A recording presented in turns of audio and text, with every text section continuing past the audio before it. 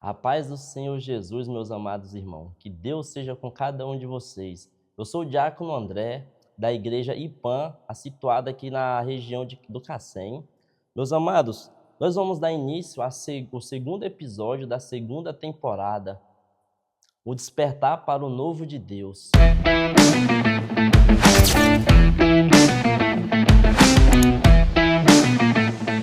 Vamos explanar aqui no livro de Jonas, no capítulo 1, do 1 ao 4, que a palavra de Deus vai dizer assim: E veio a palavra do Senhor a Jonas, filho de Amitai, dizendo: Levanta-te e vai à grande cidade de Nínive e clama contra ela, porque a sua malícia subiu até mim.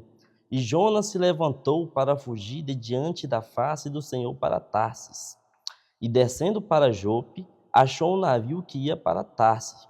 Pagou, pois, a sua passagem e desceu para dentro dele, para ir com eles para Tarsis, de diante da face do Senhor. Mas o Senhor mandou ao mar um grande vento e fez-se no mar uma grande tempestade, e o navio estava para quebrar-se. Só até aqui, meus amados. O que aprendemos com essa passagem de Jonas, né? Jonas era o filho de Amitai. Amitai foi um profeta do Senhor, que está escrito lá em 2 Reis 14:25. Ele não é muito mencionado. Ele teve uma participação especial, né, muito importante, igual vocês veem aqui que foi situado o nome dele, aqui no livro de Jonas. Mas vamos se aprofundar um pouquinho no texto.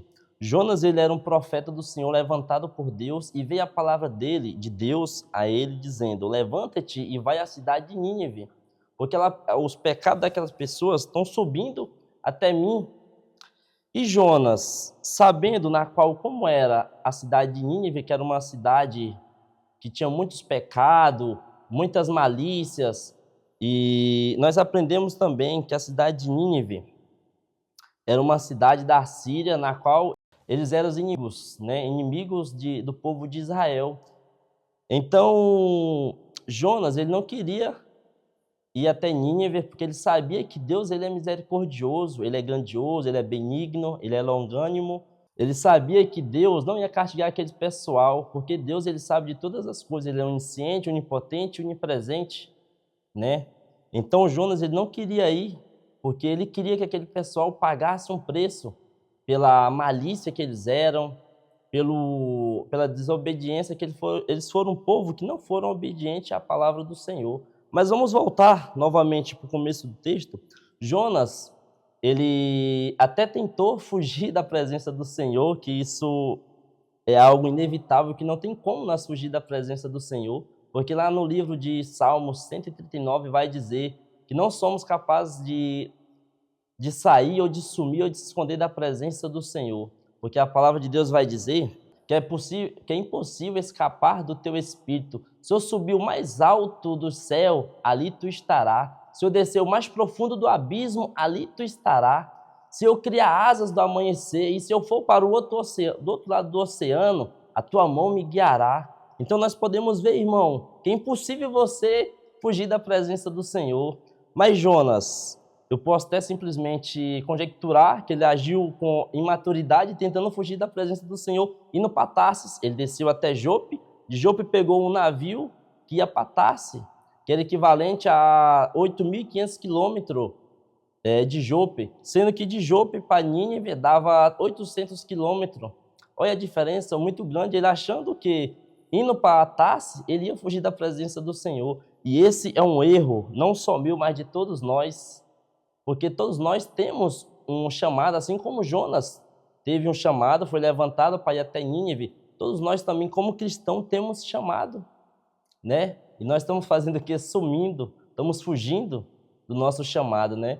Em cima dessa palavra também eu convido aos irmãos que estão ouvindo, se posicione na presença do Senhor, se posicione na presença, se posicione no seu chamado, na qual o Senhor já liberou, já profetizou sobre a sua vida, né? Mas, irmãos, o que eu aprendo aqui também, que você, quando está tentando fugir da presença do Senhor, tentando fazer a sua vontade, você cada vez mais vai se afundando.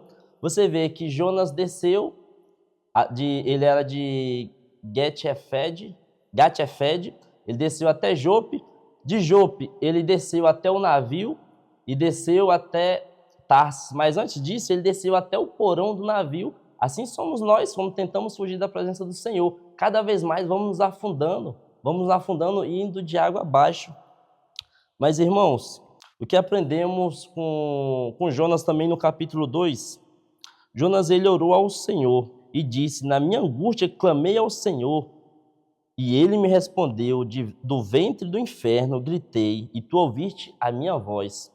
O que nós aprendemos também com essa oração de Jonas no capítulo 2? Aprendemos que Deus ele é soberano, que ele é bondoso e ele ouve as nossas orações.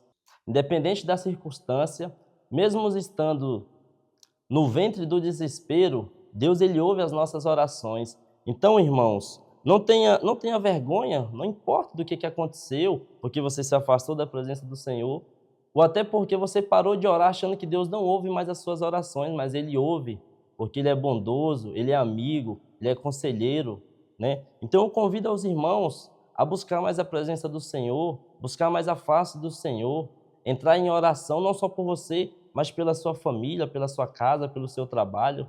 Amém? E voltando para o texto, meus irmãos, eu quero explanar também o capítulo 3, que vai dizer assim: e veio a palavra do Senhor segunda vez a Jonas, dizendo: levanta-te e vai à grande cidade de Nínive, prega contra ela a pregação que eu te disse. E levantou Jonas e foi a Nínive, segundo a palavra do Senhor. Era, pois, Nínive uma grande cidade de 3 dias de caminho. E começou Jonas a entrar pela cidade a caminho de 1 dia e pregava e dizia: ainda 40 dias e Nínive será subvertida. Irmãos, o capítulo 3 traz o despertar de Jonas, na qual ele ouviu a voz do Senhor e se levantou e foi fazer a vontade de Deus. Nós podemos aprender que a nossa vontade não vale de nada. Quem somos nós não fazer a vontade do Senhor?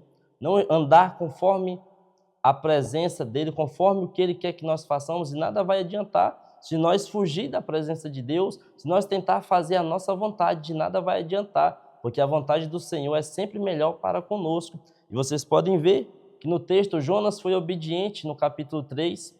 Ele foi, ouviu a palavra do Senhor, se levantou e foi até Nínive e pregou a palavra do Senhor. E ali, mais de 120.000 almas se arrependeram dos seus maus caminhos, dos seus pecados. E Deus teve compaixão com toda aquela cidade. E assim também, meus irmãos, somos nós, quando nós nos posicionar na presença do Senhor e fazer a vontade dele e não fugir do nosso chamado, porque perceba, a nossa casa, a nossa família ou algum amigo nosso precisa só de alguma palavra, mas nós ficamos negligenciando. Às vezes nós temos até vergonha de pregar para um familiar, para um filho, para um sobrinho, enquanto muitos estão perecendo. Mas eu convido aos irmãos, desperta-te. A palavra de Deus vai dizer: desperta-te, tu que dorme. Quantas almas estão perecendo? E nós estamos de braços cruzados. Jonas, ele teve eu posso até bem se dizer, ele reacendeu aquela chama no seu coração e foi fazer a vontade de Deus, porque ele aprendeu que a vontade do Senhor é melhor do que a dele e melhor do que a nossa.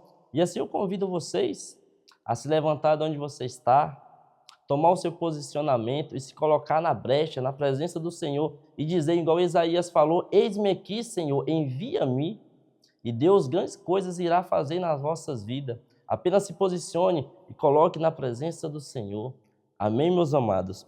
Essa é a palavra que eu quero deixar para os vossos corações, que essa palavra venha penetrar no coração de cada um de vocês que está aí ouvindo a palavra do Senhor. Se você está desviado ou por algum motivo se desviou dos caminhos do Senhor, ainda há tempo de se arrepender, há tempo de buscar a face do Senhor, há tempo de se posicionar e se colocar na presença dEle e fazer a vontade dEle.